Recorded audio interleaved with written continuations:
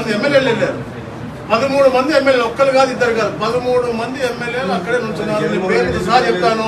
పూతలపట్టు మురళి ఉన్నాడు, నాని ఉన్నాడు, సుధీర్ ఉన్నాడు, భాను ఉన్నాడు, జగన్మోహన్ రెడ్డి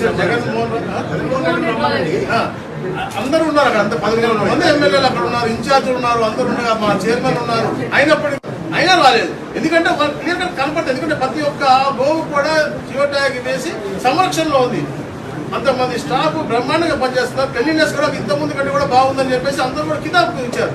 ఎలా అయితే రాష్ట్రం ముందుకు అభివృద్ధిలో తీసుకెళ్తాను, గోతులకు తీసుకెళ్తాను, అన్ని రంగాల్లో కూడా అన్ని మతాలు గౌరవించుకుంటూ ఈరోజు మనం ఒక మతానికి ఒక కులానికి ఇక్కడ ప్రభుత్వం వేరు, అడ్మినిస్ట్రేషన్ వేరు, ఇది వేరు. అందుకని ఈరోజు పాస్టర్లకు కూడా మేము డబ్బులు ఇచ్చాం. అంటే మేము వేరే కులాలకు మేము వాటి కాదు. మేము ఏ మతాన్ని నమ్ముకుంటారో, ఏ ధర్మాన్ని నమ్ముకుంటారో దాన్ని పరిరక్షించే బాధ్యత ప్రభుత్వానికి ఉంటుంది. మేము అలా పరిరక్షిస్తాం తప్ప వీళ్ళకి నమ్మకం లేని వాళ్ళు కేవలం డబ్బు ఆర్జించే విధంగా వాళ్ళ చైర్మన్ పదవి తీసుకొని ఆ రోజు మేము నివేదించాము. ఈ రోజు కూడా క్లియర్ కట్ ఎవరికైతే దైవత్వం మీద ఎందుకు నమ్మకం లేదో అతను మాట్లాడటం కరెక్ట్ కాదు, సబబు కాదు. ఇలా డైవర్షన్ పాలిటిక్స్ చేస్తున్నారు. వాళ్ళు చేసేటువంటి అన్యాయాలు బయటకు వస్తాయి.